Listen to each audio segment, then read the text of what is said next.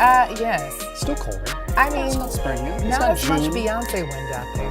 Right. I'm not mad at that. Not yet. Just wait till Friday for sure. Hey, thank you all so much for joining us on KARE 11 News at noon on this rainy Wednesday. Cece, I know you have a very big development regarding Ricky Cobb case, and you're also covering other stories. Yes, that's right. We're just 100 days away from the Paris Olympics, and there are some other major stories that I'm keeping my eye on too this afternoon. And of course, always keeping an eye on the weather. Yeah, absolutely. You said not great Beyonce hair weather the last couple of days. Well, I'll tell you, we're looking at windy conditions the rest of the week. However, the chance for rain is actually fading. You can see the showers on radar exiting the stage. You can still see lingering across the Arrowhead, but otherwise, it's just a mostly cloudy afternoon, and we are looking at breezy northwest winds today. Now that that low pressure center is moving into northern Wisconsin, we have that strong northwesterly wind, sustained wind speeds between 15 and 25 miles per hour. However, we do not have any of those wind advisories or anything like that. And as that low continues to exit off towards the east, the wind should gradually fade as we head deeper into the afternoon.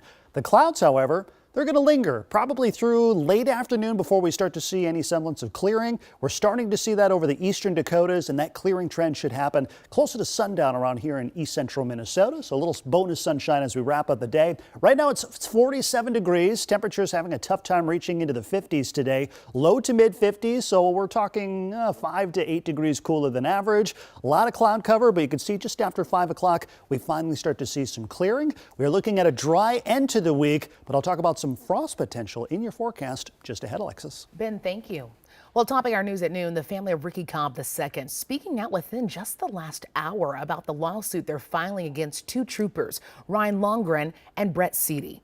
Cobb was shot and killed during a traffic stop last summer. Cece, I know you've been watching this story for us all morning. Give us an update. Yeah, a lot of developments. Just moments ago, Ricky Cobb's family and lawyers were inside the Hennepin County Government Center for this press conference, where they announced that they're filing a lawsuit against both officers.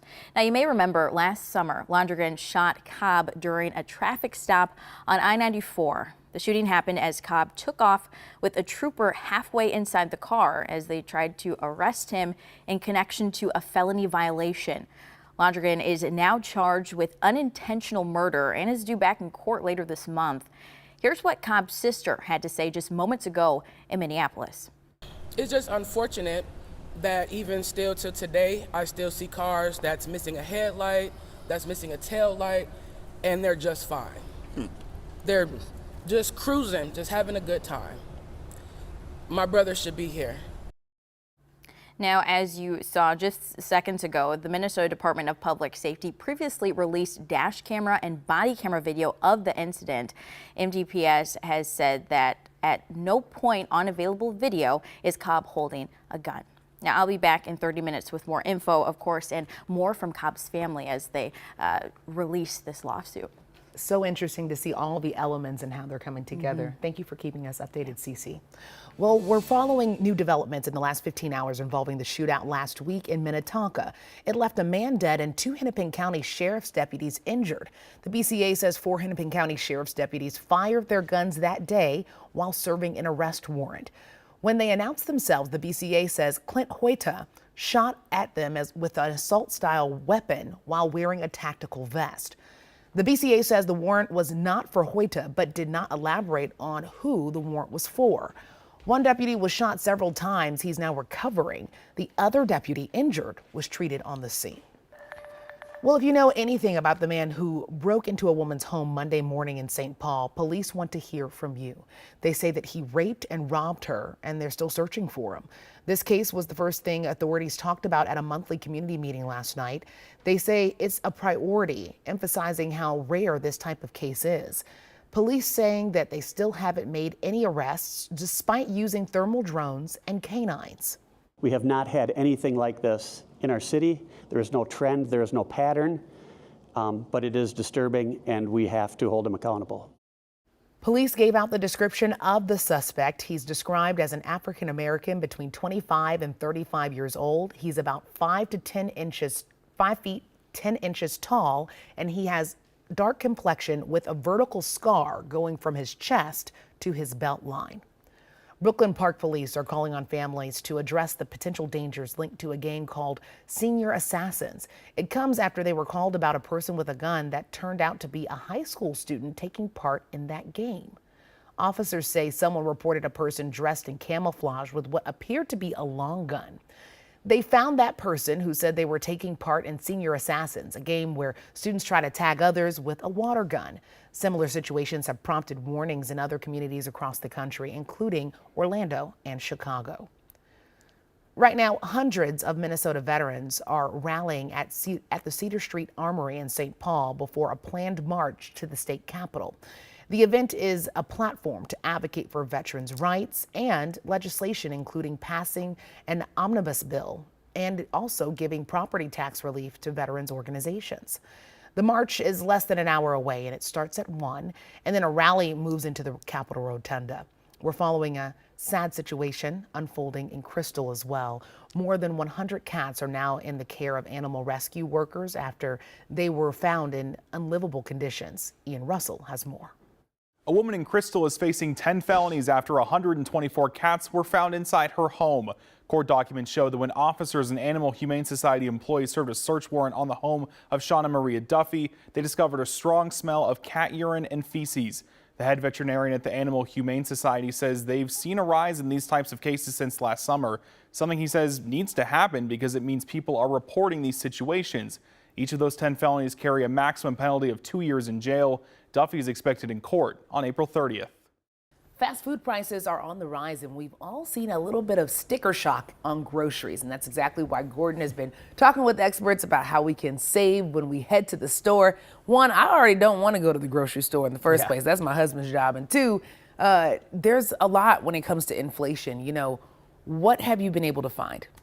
Yeah, well, when it comes to food inflation, the numbers are actually showing that the price of going to restaurants has actually gone up more in the last couple of years. The inflation has affected the grocery stores. We've all seen that, but the percentage of that increase is actually lower at the grocery stores. So while you're seeing some sticker shock at the grocery store, it's still a better value than eating out. So it's still a good way to save money, is to make food at home. Are there certain types of food that would be more friendly to our wallet?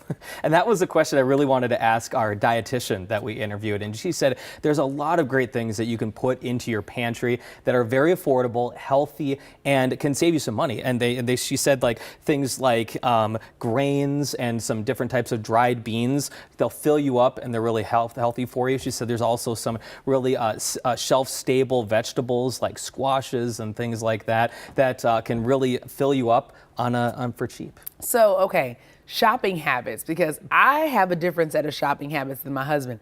I'm the person that wants to go one time in the week, get what we need to get. He will keep going every other day if I let him.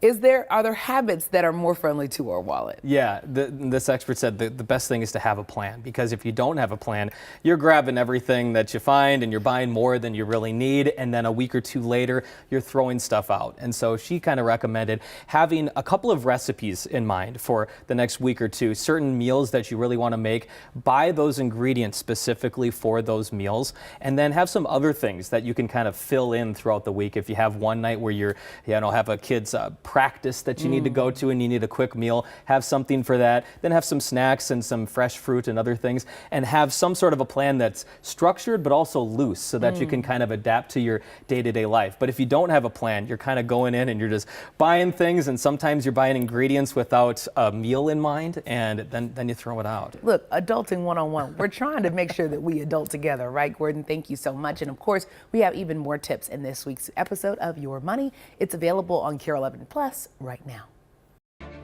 It's a milestone moment in the countdown to the Paris Olympic Games. There are 100 days to go until the opening ceremony. More than 10,000 athletes from more than 200 countries will be competing.